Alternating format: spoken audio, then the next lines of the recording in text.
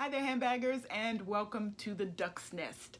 This is the Military Mom, and in this video, I am going to respond to a viewer request and then share an unboxing with you at the end. So the request was made by Lori from the Pacific Northwest, and Lori has asked me to share my process for buying bags on eBay. So this will really be like a 3-section video. The first section, I want to share my handbag thought process, my handbag buying thought process. And the second part is to share the process that I go through on eBay. And then the third, as I said, will be an unboxing.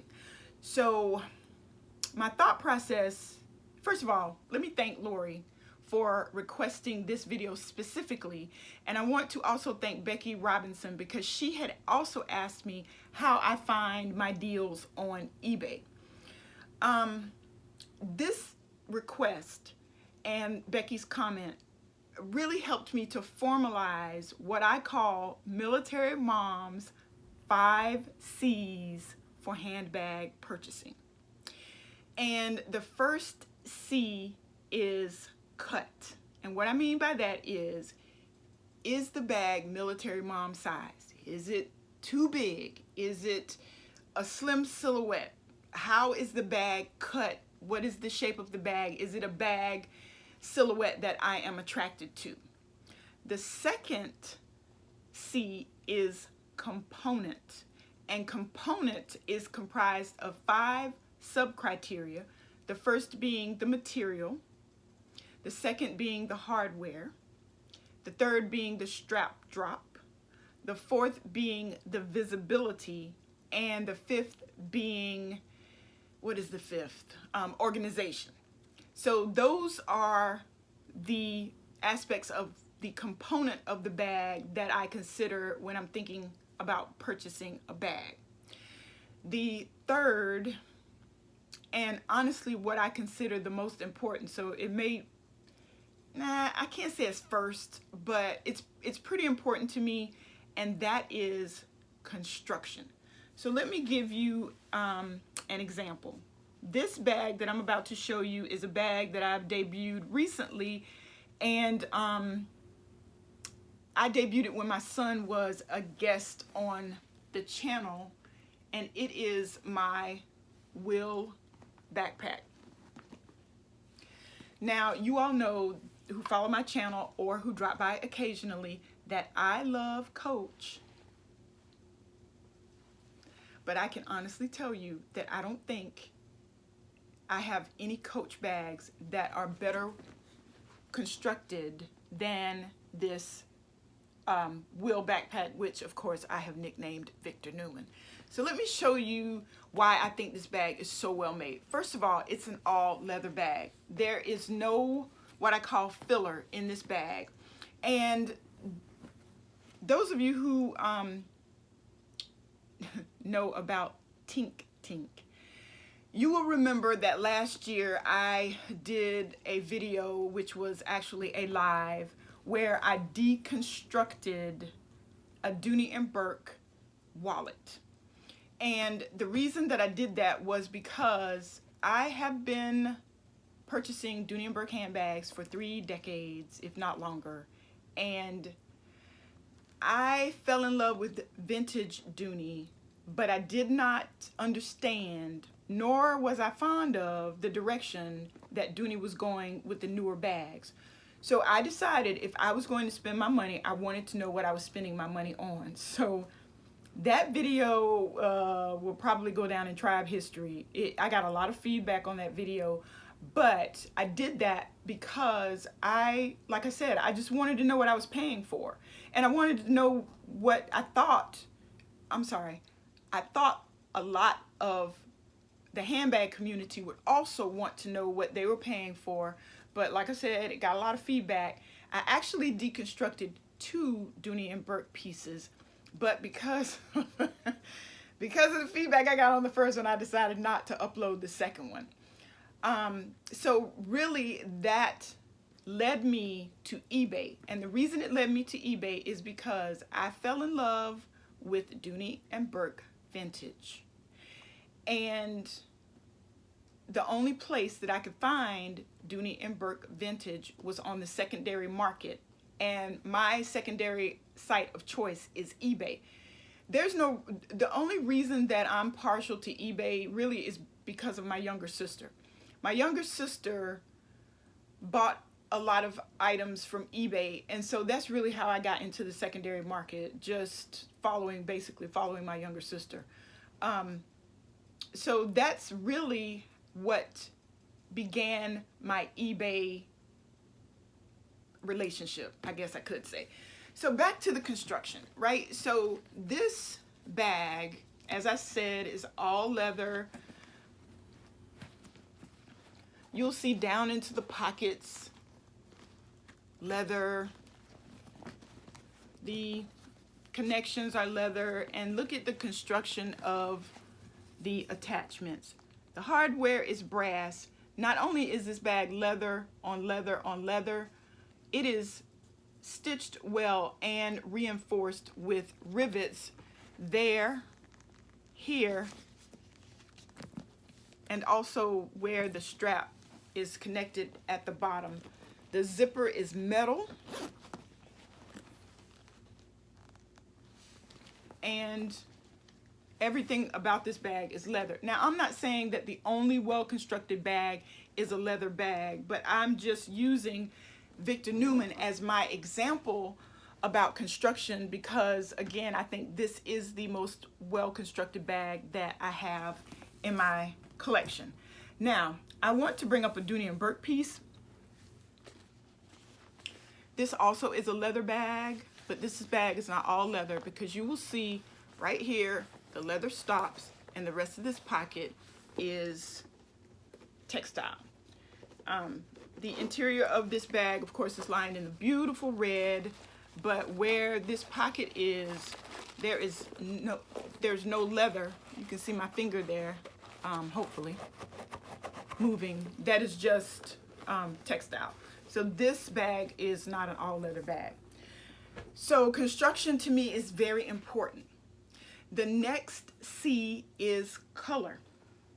Now, this bag is not in my preferred color family. Again, earth tones, I like blacks, browns, bronzes, golds, coppers, naturals, but that doesn't mean I shouldn't have or shouldn't diversify my collection by adding a piece with a color that I might not necessarily be attracted to. So that's why color is number 4. And to be honest with you, the 4th C is cost. Because if I find a bag that satisfies 3 of the 4 criteria that I just mentioned, I can't say that I'm going to not take cost into consideration, but I'm going to weigh those criteria against the cost of the bag. So that is my thought process whenever I purchase a bag, be it on eBay, in a boutique, at an online retailer. In my mind, I always go through that thought process with a bag purchase. Now, the specifics regarding eBay. I've explained how and why I purchase I purchase items on the secondary market and why eBay is my secondary market of choice. I have some criteria, or I don't know if it's criteria, but I have some limitations on eBay. So the first thing that I do when I go to eBay is I have to know why I'm there. And there are 2 reasons. Either I am looking for something specific, or you guys, I'm just trolling to see what's out there. So the specific would be if I am looking for, which is something I'm actually looking for, a black quilted Coach Dreamer. So I would go to the eBay website and specifically put in what I'm looking for. And what happens is, of course, eBay will bring up all of the bags that match or are close to that criteria. I will scroll through them, and if I find a bag that I'm interested in, I will open the listing. Now, I have to have a seller who is going to give me as much information as possible, and that means pictures, pictures, and more pictures. I need to see the front of the bag. I need to see the back of the bag. I need to see the sides. I need to see the bottom. I need to see the top. I want to know what kind of closure this bag that I'm considering has.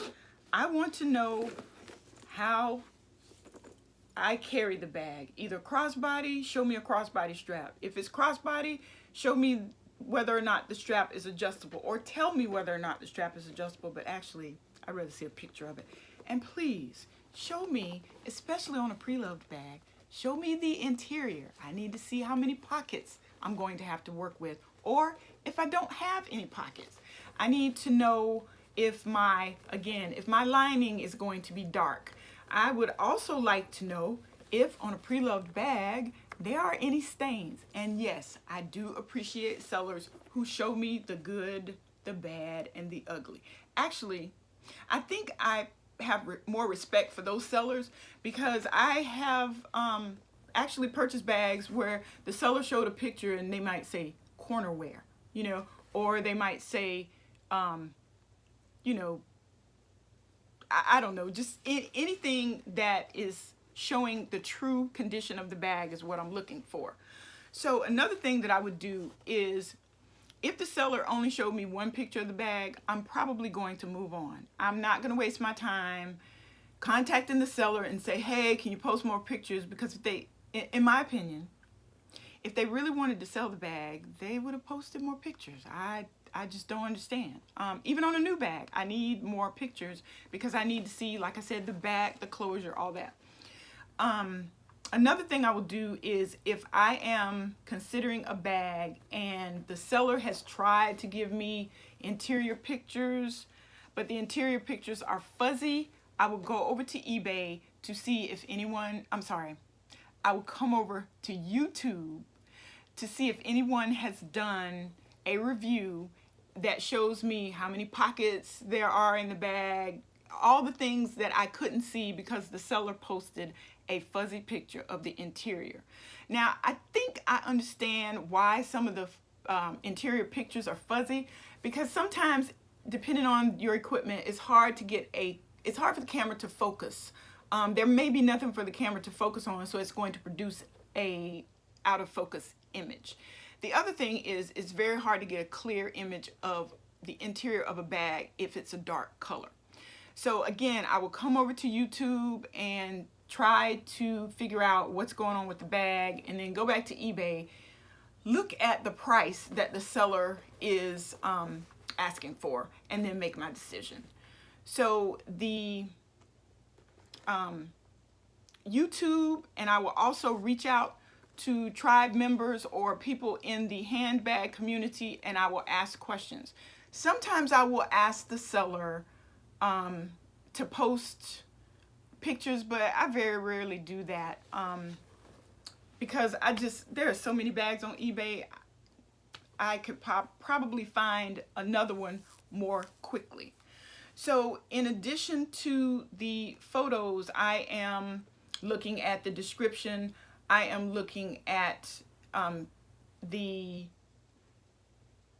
there are two types of descriptions on eBay. One is like a general description, and then the seller has the opportunity to add additional comments. So I will look at in both those places, and the more information the seller has posted, the better. I love sellers who post dimensions and any other information that might help me make a decision.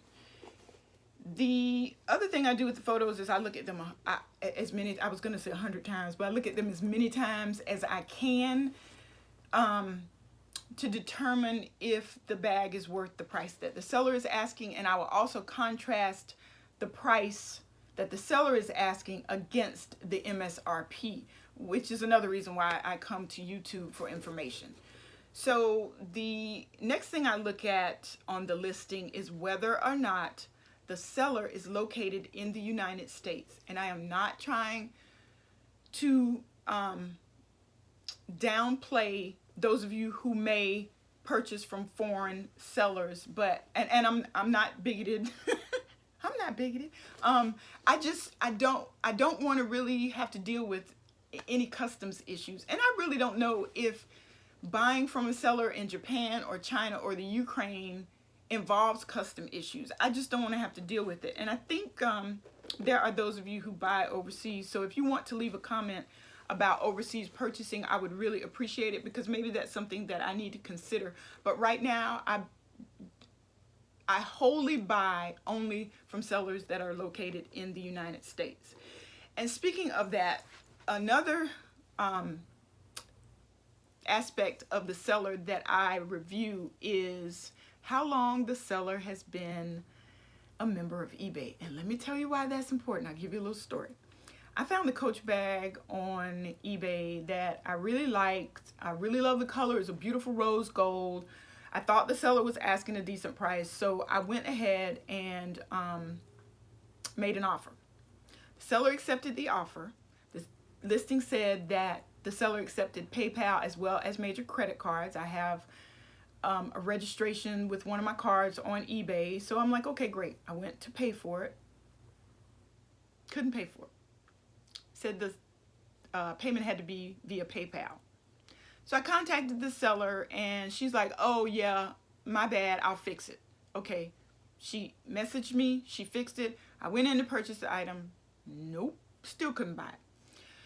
Contacted the seller again. She tried to fix it again. We had to go to eBay. eBay couldn't fix it, and it just ended up being a very sour experience. And I understand that there are sellers on eBay who are inexperienced, and I'm willing to work with, you know, the sellers like I did with this seller. But what I was worried about was a bad mark on my eBay account, because I had not paid for an item that where the seller had accepted my offer.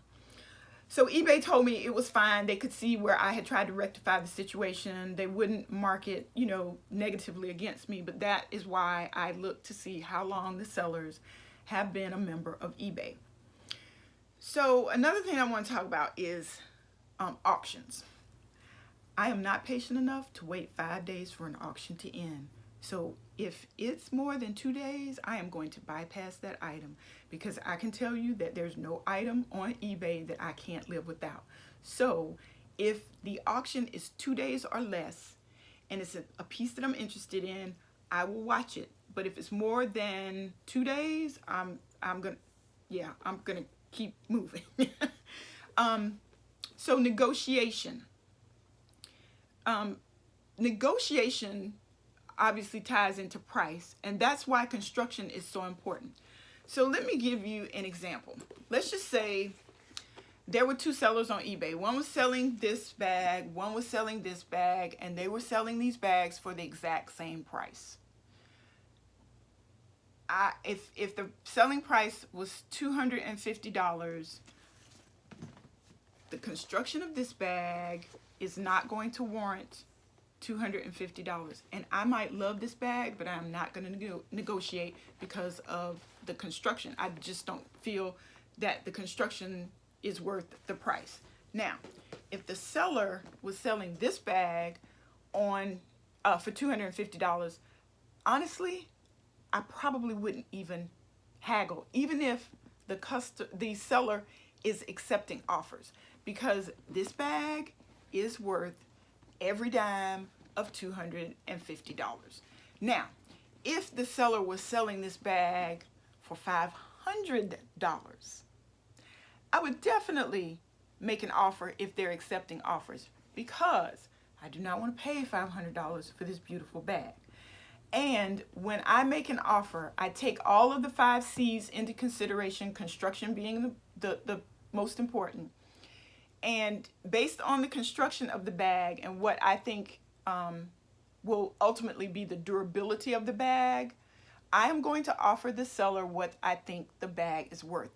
I'm not going to spend time wondering, gee, she wants 500. I wonder if she'll accept this, this, or this. I'm going to look at the bag. I'm going to consider my needs, and I will make the seller a fair offer based on the condition and the construction of their bag. Now, there are 3 responses I can get, maybe 4. The first one is going to be a decline, an immediate decline. The second one is going to be a decline maybe later on. The third one will be a counter offer. And the fourth one, well, I'm going to talk about 2 counter offers. All right. So let's just say the eBay came back and automatically declined. That's because the seller may have a automatic threshold. So if the bag is 500, they're accepting offers. They may cap the offer at $450. So let's just say I offered them $400 for this bag. Well, I would get an immediate decline. I may go back and make another offer, and I may not, because if I felt that my offer was fair and it was declined, again, I'm going to move on.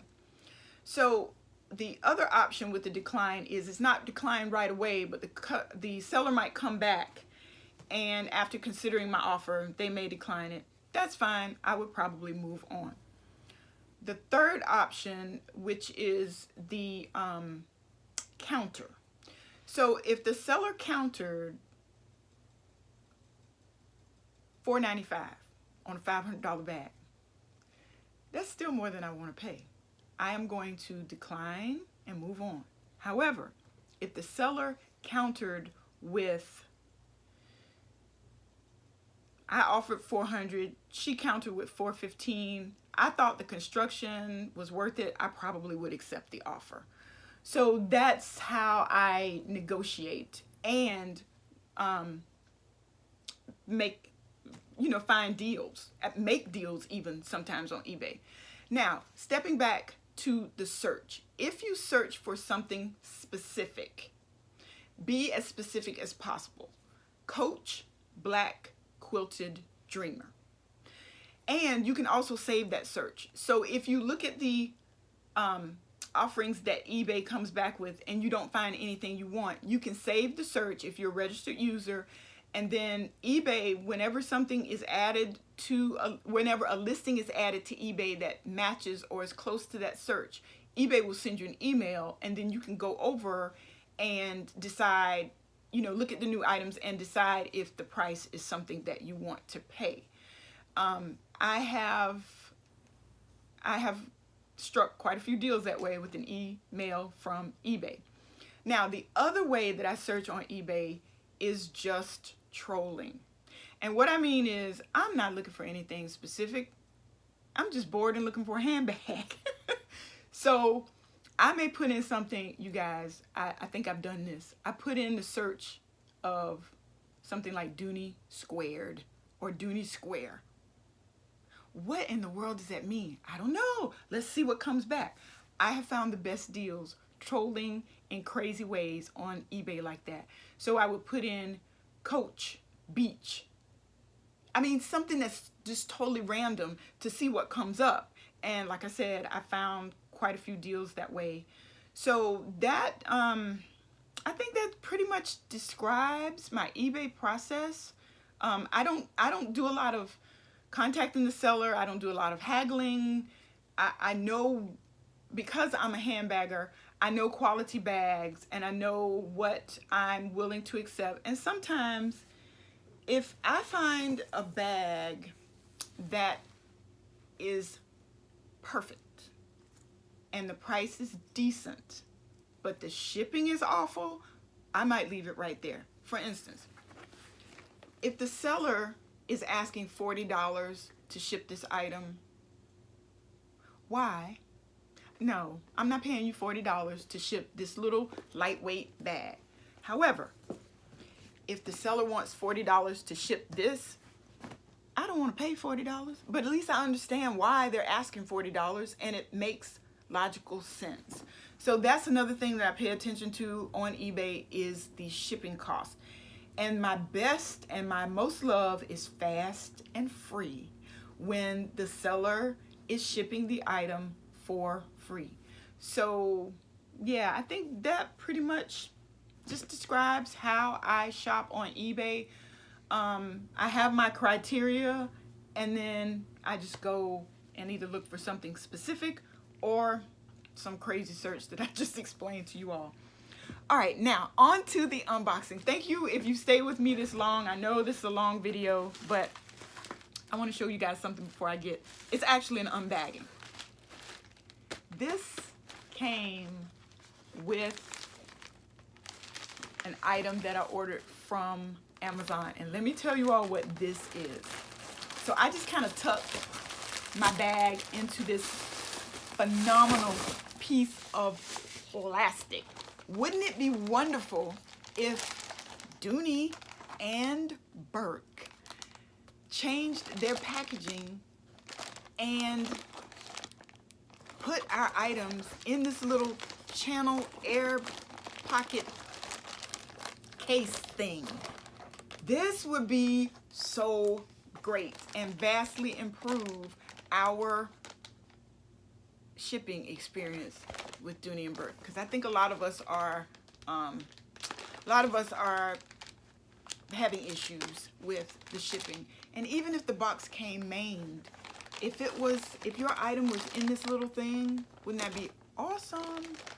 All right, just thought I'd show that. On with the unbagging. We're going on 26 minutes, and I want to let you all go. Item I purchased from TJ Maxx, a designer that you won't see a lot of here in the Duck's Nest, and that is Michael Kors. Is this not the cutest little rock star bag? Oh, my goodness. I saw this bag. I'm not a specific Michael Kors collector. I mean, I'm always up for a good handbag. But is this just so cute? So let me show you. It snaps. The snaps are really pretty strong too. It's nylon. There's an underflap pocket. And here's the strap. I'll show you in a minute. There's a zip.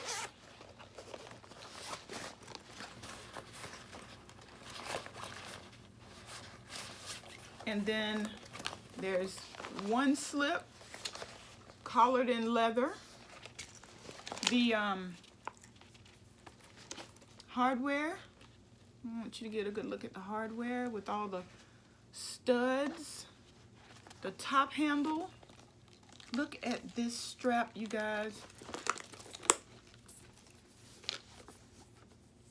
Oh my gosh, this was one of those bags that I looked at and knew like right away that she was coming to the Duck's Nest. And the price, can you all see that? $99.99. A cute little lightweight. Let me throw her on really quickly. And that Michael Kors there, see, engraved into the connection.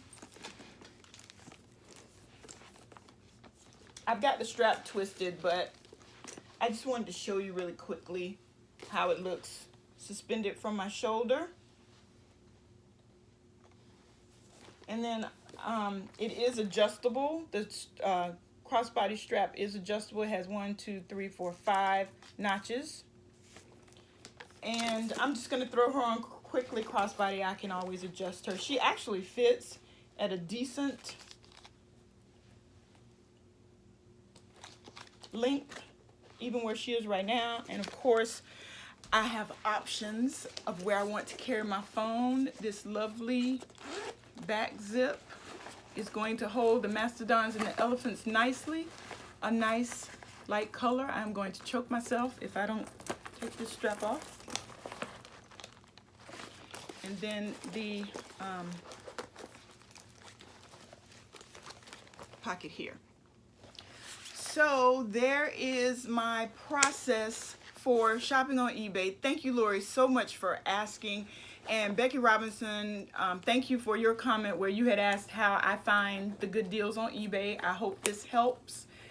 My latest hatchling here at the Duck's Nest from TJ Maxx, a nylon Michael Kors bag in the color olive. And at this point, I'm going to wish you all happy carrying.